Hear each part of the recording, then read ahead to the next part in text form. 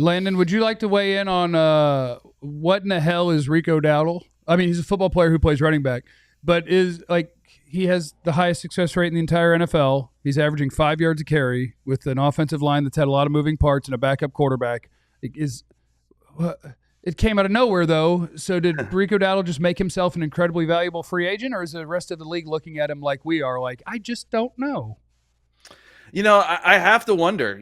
I do think that he has shown a lot of stuff throughout his career in the 4 years that I think that has made it possible that he could have been a starting running back. I thought that he was the best running back by far coming into the season, and I think most Cowboys observers probably agree with that.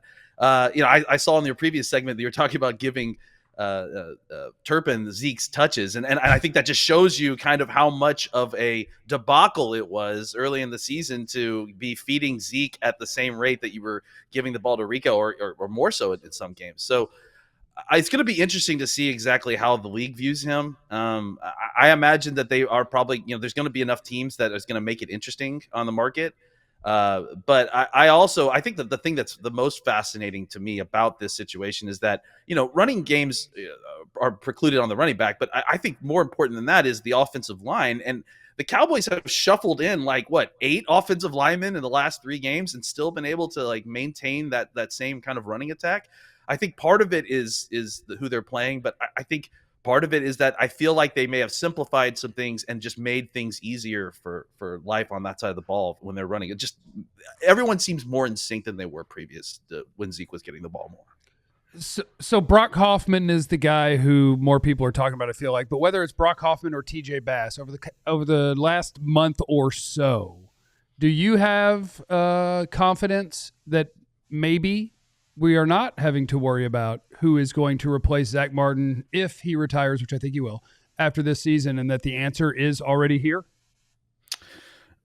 I got to say, I need a mea culpa on Brock Hoffman because I was very wrong about this dude. Going through training camp and watching him, I just felt like, yeah, I understand the personality and I understand all that, but he just didn't seem physical enough to do the job.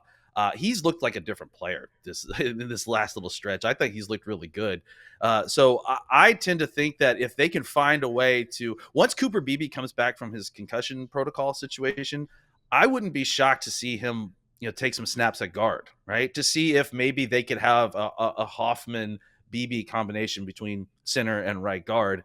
And maybe that's the way you roll for the future. But either way, I do think that you have to figure out what you've got in this trio of TJ Bass, Cooper Beebe, and Brock Hoffman. And I think between the 3 of them, I think 2 of the 3 could probably be good enough to be starters at right guard and center. Landon, I play a personal drinking game every time Clarence says the die has been cast about Mike McCarthy's future. And we've been kind of talking about it. That's been the theme of the entire season. I've been kind of preaching, though, that I feel like there's been breadcrumbs and a little bit of smoke about what else is Jerry supposed to say? But it kind of feels like he's going out of his way to have praise for Mike McCarthy.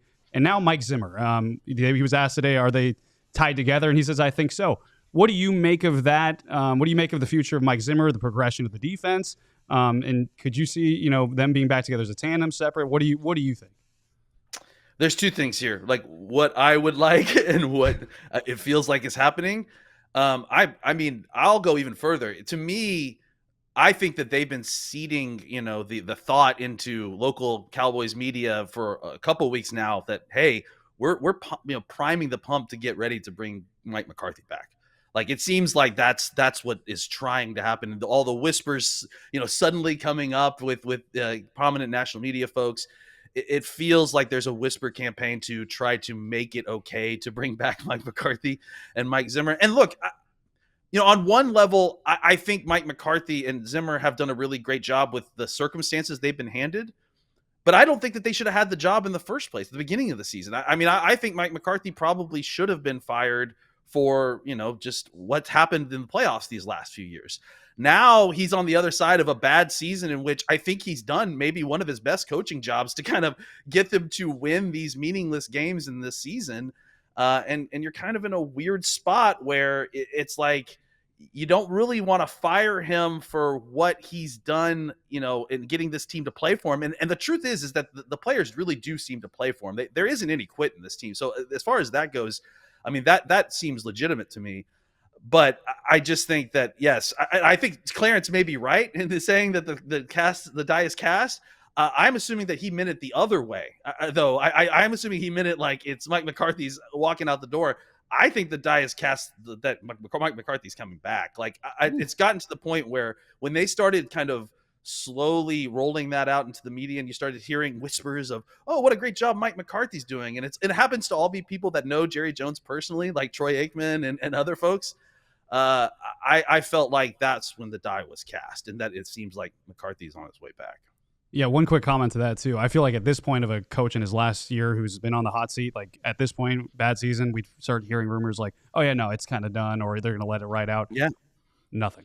So, well, you would at least not hear. You would at least not hear what we've heard, right? They've gone out of their way to like kind of do this with Mike McCarthy, not just answering questions positively. They're going out of their way to produce comments that are, hey, Mike McCarthy's done a really good job this year, which is suspect.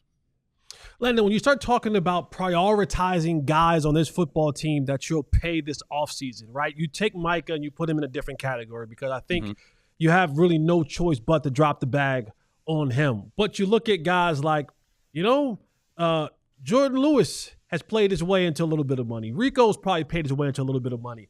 But the big one for me is also Odighizuwa. Yep. Right? He's really played some great football this season. How do you think they look at prioritizing the bags? Like who's getting the bags? And again, Micah aside, right? We're going to put him at the top of the list. But those that come after Micah, how do you think the Cowboys will look to prioritize paying certain players? I mean, look, I've been saying it for a while. I'm a huge Rico fan, Rico fan for a long time. I think that he needs to be considered. I think Jordan Lewis, I don't think Jordan Lewis will cost as much as a normal guy playing at his level would, because he is a little bit older, and I do think he might want to come back to the Cowboys. We'll see.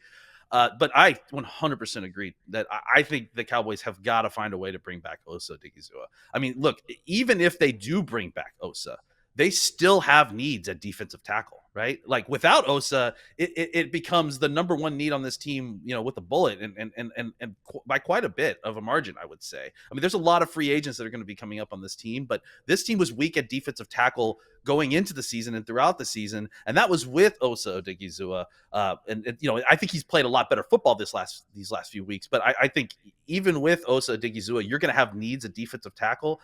So the Cowboys should probably try to find a way to sign him. And then on top of that, think about drafting another defensive tackle, maybe not, the first or second round, unless Mason Graham falls to you or something. But I think it's something that should be considered, that you still need depth and talent at that position. We all silly like the mayor.